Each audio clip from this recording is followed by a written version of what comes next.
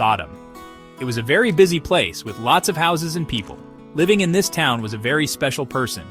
His name was Prophet Lut, peace be upon him. He was a good and kind man who loved Allah very much. He was also the nephew of another great prophet, Prophet Ibrahim, peace be upon him. Prophet Lut moved to Sodom to teach the people there about being good and kind, just like Allah wants us to be.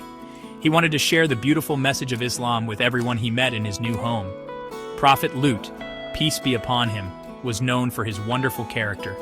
He was always honest and never told a lie. He was fair to everyone and always helped people who were in need. If someone was sad, he would try to make them smile. If someone was lost, he would show them the way. The people in the town knew that Lut was a trustworthy man. He had a warm heart and a friendly smile for every single person. He lived a simple life and always remembered to thank Allah for all the blessings he had, like his family, his home, and the food he ate. He was a shining example of how a good person should live their life every day. The town of Sodom was located in a beautiful valley. There were green fields and plenty of water, making it a very rich and prosperous land. The people had everything they needed to live comfortably. They had big houses, lots of food, and bustling markets where they could trade goods. From the outside, it looked like a perfect place to live, a real paradise on earth. But even with all these blessings from Allah, something was very wrong in the town of Sodom. The people had started to forget about Allah and were not thankful for all the wonderful things He had given them. They had started to develop some very bad habits. Prophet Lut, peace be upon him, and his family were like a small island of goodness in this troubled town. His daughters were righteous and followed their father's teachings. They learned to be kind, respectful, and to always worship Allah alone. However, Prophet Lut's wife did not share their beliefs. She secretly agreed with the wicked ways of the people of Sodom. This made things very difficult for Prophet Lut, peace be upon him. But he never gave up hope. He continued to be a good husband and father, praying that one day everyone in his family and his town would turn to the right path and follow the guidance of Allah, the most merciful. So what were the people of Sodom doing that was so wrong? Well, they had many bad habits that no one had ever done before them. One of the worst things was that they would rob travelers who were passing through their town. Instead of welcoming guests and being kind, they would wait on the roads and take people's belongings away from them. This was a very mean and unfair thing to do. Imagine being on a long journey and having someone steal your things. It was a terrible way to treat visitors. Allah teaches us to be generous and hospitable. But the people of Sodom chose to be greedy and cruel instead, which made Allah very unhappy with them. Another very bad thing they did was in their gatherings. Instead of talking about good things or remembering Allah, they would do silly and shameful things in public. They would make fun of each other and be very rude. They had no shame and did not care if others saw their bad behavior. It was like they were proud of being naughty. Prophet Lut, peace be upon him, would see these things and feel very sad. He knew that Allah created us to be good and modest, not to behave badly in front of everyone. He wished they would use their time to do good deeds, help each other, and be thankful for their blessings. The worst problem of all was a very serious and new sin that they had invented. The men of Sodom were not interested in marrying women and having families, which is the natural way Allah created for us. Instead, they were only interested in other men. This was something that went against Allah's plan for humanity and was a great sin in His eyes. It was a behavior that was completely unnatural and harmful. Prophet Lut, peace be upon him, knew this was a major transgression and that it would bring great anger from Allah if they did not stop.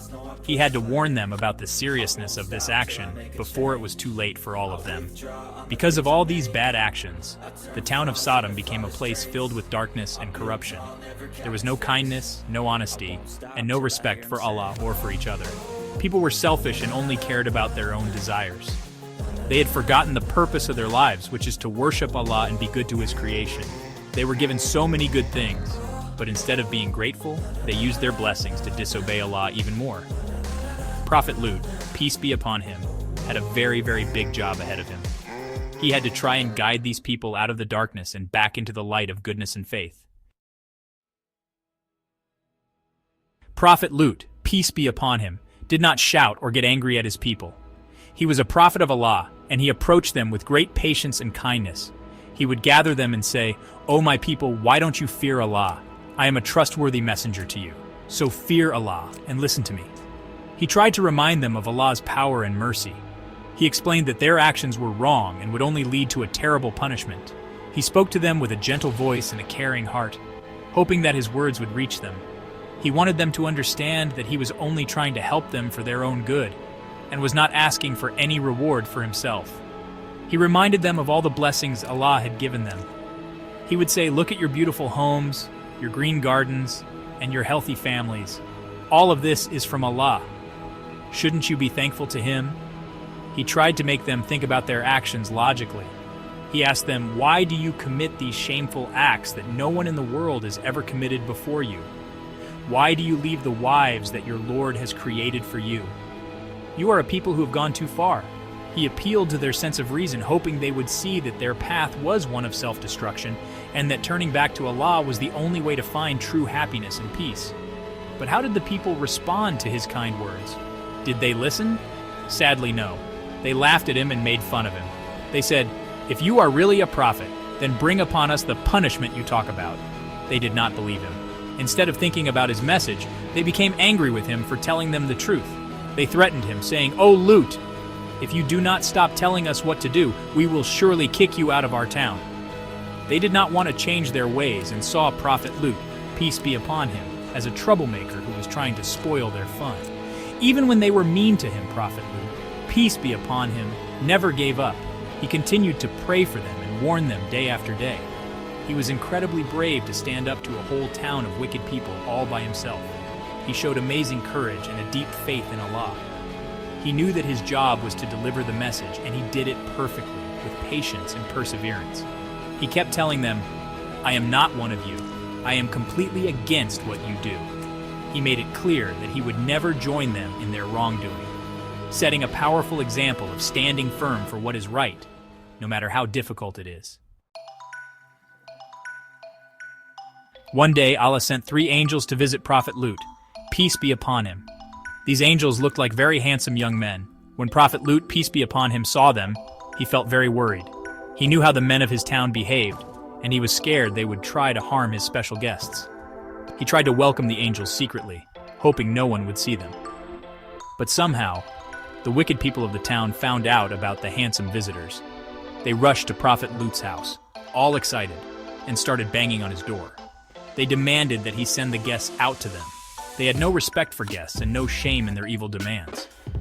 Prophet Lut, peace be upon him, was very distressed. He stood at his door and pleaded with the crowd. He said, "O my people, here are my daughters. They are purer for you.